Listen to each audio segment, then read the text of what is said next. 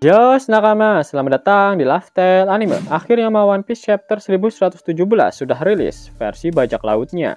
Inilah saatnya Mimin untuk mereview sekaligus menganalisis One Piece Chapter 1117. Eits, sebelum kalian menikmati videonya, jangan lupa klik tombol like-nya ya.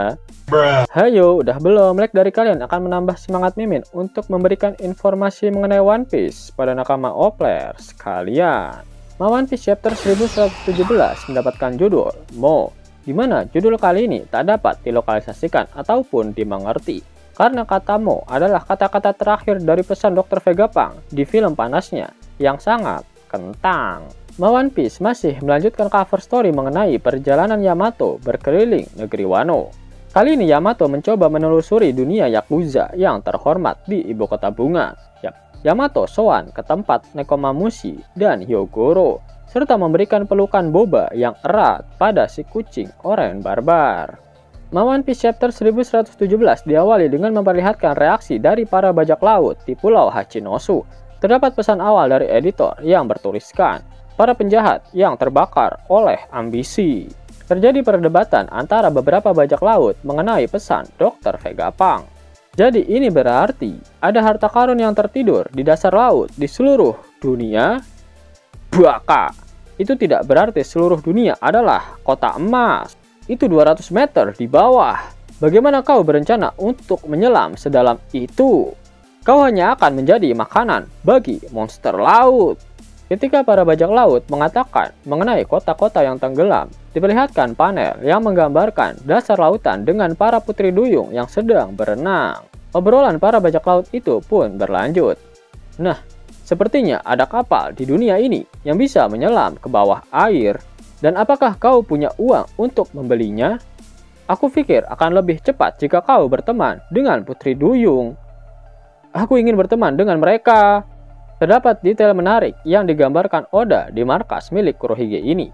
Ternyata terdapat sosok Don Krieg, Gin, dan Pearl di sana.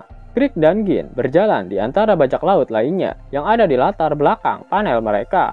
Di sisi lain, Pearl sedang bersama dengan kelompok bajak laut yang ingin mencari harta karun di bawah air. Krieg sekarang memiliki rambut panjang dan dia memakai sebagian dari armornya. Terlihat juga pelat yang ada di bahunya dengan Jolly Roger miliknya. Menarik kok. Gin pernah berkata pada One Piece Chapter 67 jika dia berharap dapat bertemu kembali dengan Luffy di lautan Grand Line. Gin akan menjadi lawan pemanasan Sanji apabila bajak laut topi jerami benar-benar sowan ke markas milik Kurohige. Selain itu, Pulau Hachinosu juga menjadi TKP dari insiden Rocky Port, di mana Lau berhasil mengambil 100 jantung bajak laut. Apakah salah 3 dari jantung tersebut adalah milik dari kru bajak laut Krieg? Gila sih, semuanya terhubung. Scene kemudian berpindah ke perairan Grand Line. Diperlihatkan Mont Blanc Cricket bersama dengan aliansi Saruyama yang sedang berada di atas kapal. Mereka juga sedang mengomentari film panas milik Dr. Vegapunk. Di masa lalu yang jauh, yang melampaui Nolan, tanya Mont Blanc Cricket. Itu cerita yang mengagumkan, jawab Saruyama bersaudara. Haruskah kita menyelam lagi? Romansa itu ternyata masih ada, ucap Cricket. Wuhu! Teriak Saruyama bersaudara. Scene kemudian berpindah ke rumah sakit umum milik Angkatan Laut. Diperlihatkan para anggota SWORD yang habis solo Lord Hachinosu yang mendapatkan perawatan di sana. Luka mereka tidak begitu parah, hanya Kobe saja yang terlihat berada di atas ranjang, namun dia masih dalam keadaan sadar. Terjadi perbincangan di antara mereka mengenai film panas milik Dr. Vegapunk. Hibari terlihat mengkhawatirkan Kobe. Sedangkan Helmeppo beranggapan jika pesan Dr. Vegapunk barusan ada hubungannya dengan harta karun One Piece. Hal ini pasti akan menimbulkan gejolak yang kuat di lautan, ucap Hibari. Kobe terlihat pusing dengan semua pesan yang dikeluarkan oleh Dr. Vegapunk. Aku rasa aku akan pingsan. Aku harus mengatur ini dalam catatanku nanti. Pikiranku tidak bisa mengikutinya, ucap Kobe. Di sisi lain, Kujaku ternyata baru saja mengunjungi ruang pemulihan dari Kapten Sword. Yap, dia Drake.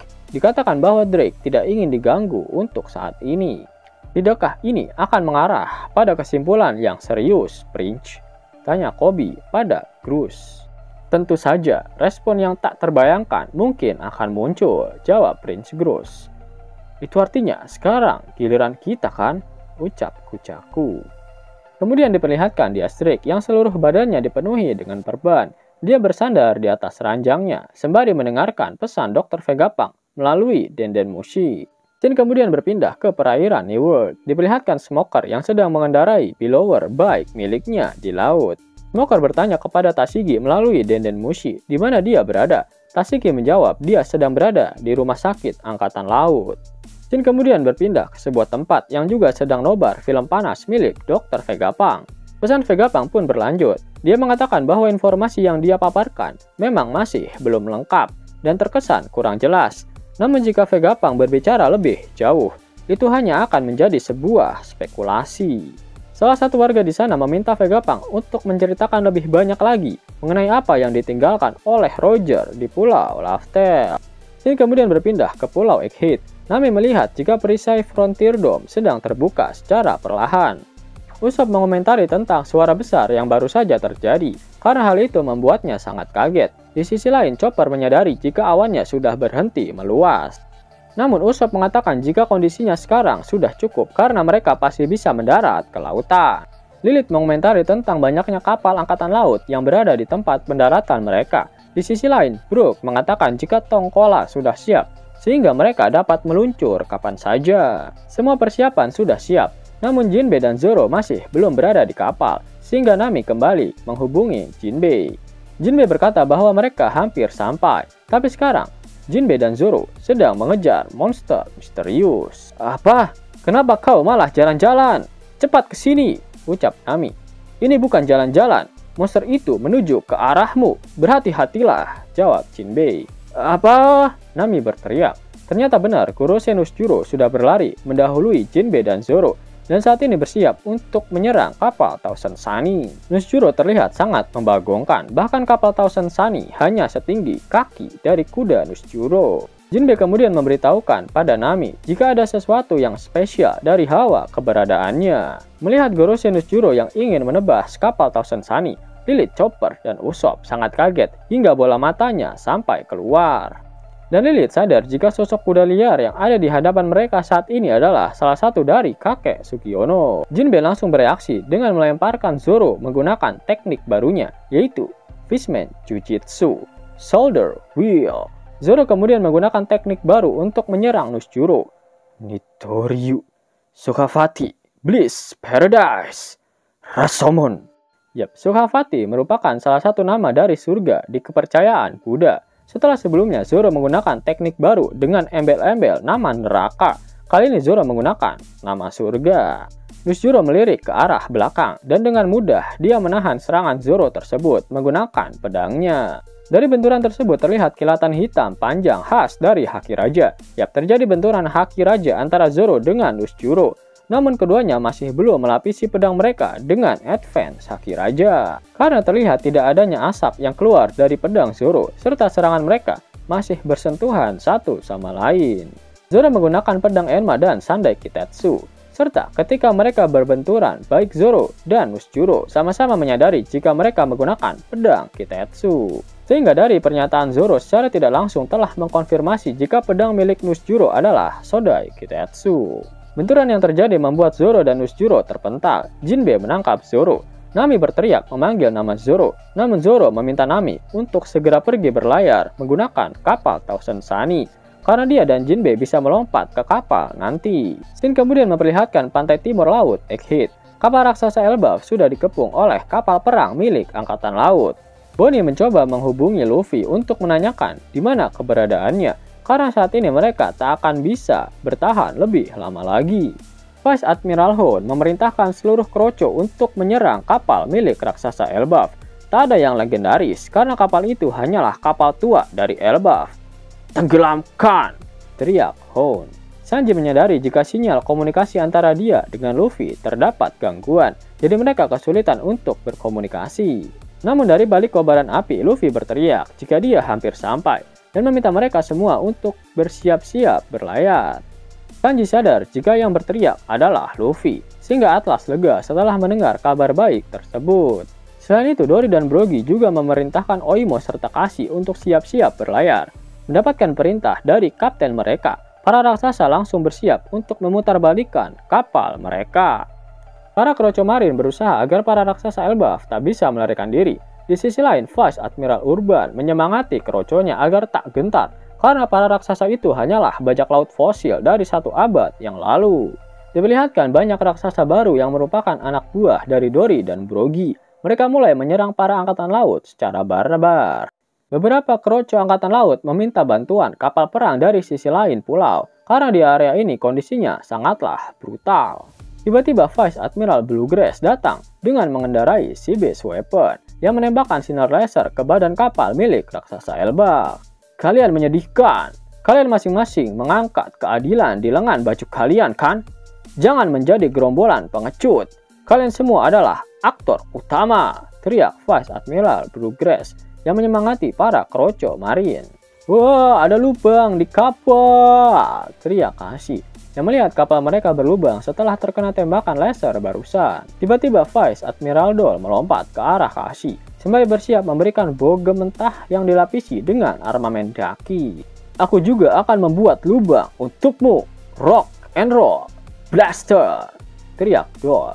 Serangan Dol langsung membuat Kashi muntaber. Melihat aksi dari Dol, para Kroco angkatan laut semakin bersemangat. Mereka semakin menyala, meskipun lawan mereka saat ini adalah para raksasa. Dan kemudian memperlihatkan tim Luffy. Luffy saat ini sudah kembali ke wujud normalnya. Dia menoleh ke belakang dan kebingungan kenapa si babi ngepet itu tiba-tiba berhenti mengejar mereka. Itu melegakan, kita akan segera naik ke kapal, ucap Dory. Haha, ya, kita akan berlayar, gababababa, tambah Brogy. Namun Luffy masih penasaran kemana perginya si babi ngepet tersebut.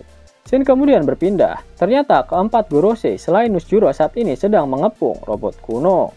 Mars menyadari sesuatu tentang robot kuno itu. Dan Valkyrie membenarkan bahwa robot itu adalah robot yang sama seperti robot yang menyerang Marijoa 200 tahun yang lalu. Pesan Dr. Vegapunk masih terus berlanjut. Dan satu hal terakhir, aku punya pesan untuk semua orang yang memiliki inisial D di nama mereka.